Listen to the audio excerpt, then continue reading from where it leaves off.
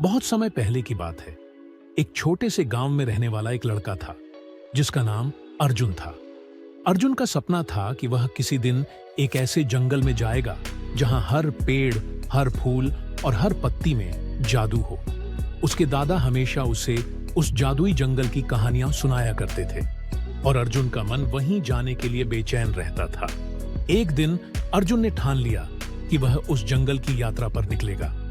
उसने अपना छोटा सा बैग उठाया, मां से आशीर्वाद लिया और निकल पड़ा। गांव से बाहर निकलते ही वह एक पुरानी सुनसान राह पर आ गया। धीरे धीरे वह जंगल के करीब पहुंचने लगा। अचानक उसके सामने एक विशाल सोने से चमकता हुआ दरवाजा दिखाई दिया। दरवाजे पर लिखा था, सिर्फ वही प्रवेश करें जो दिल से सच्चे हों। अर्जुन के मन में थोड़ी घबराहट थी, लेकिन उसने साहस बटोरा और दरवाजे को धक्का दिया। जैसे ही वह अंदर गया, उसे चारों ओर अजीब अजीब आवाजें सुनाई देने लगी। हवा में मधुर संगीत बह रहा था, जैसे पेड़ पौधे भी गुनगुना रहे हों। अर्जुन ने देखा कि वहां के पेड़ आम पेड़ों से बिल्कुल अलग थे।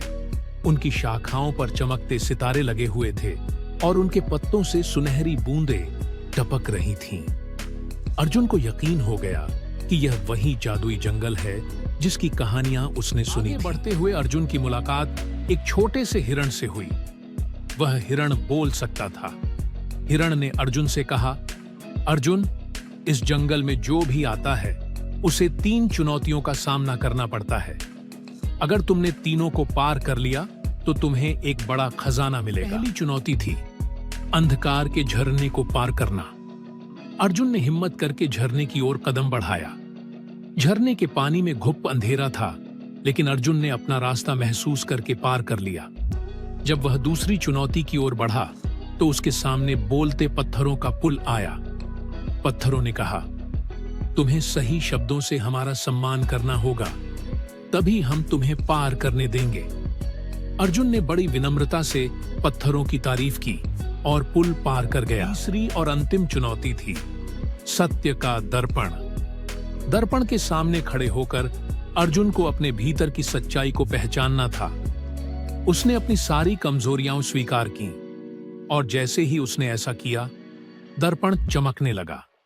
अर्जुन ने महसूस किया कि असली जादू उसकी सच्चाई और साहस में था।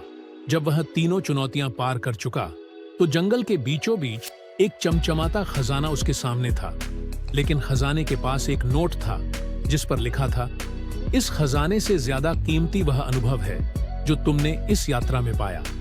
अर्जुन मुस्कुराया। उसे समझ आ गया था कि असली खजाना सोने चांदी में नहीं, बल्कि उसकी अपनी आत्मखोज और साहस में था। अर्जुन गांव वापस लौट आया। उसके पास कोई सोना चांदी नहीं था, लेकिन उसकी आत्मा समृद्ध थी। उसने अपनी यात्रा की कहानियां सबको सुनाई और उसके दिल में जादुई जंगल की यादें हमेशा के लिए बस गईं। यही सिखाता है कि असली खजाना हमारे भीतर होता है, जिसे हमें खोजने के लिए सिर्फ साहस और सच्चाई की जरूरत होती है।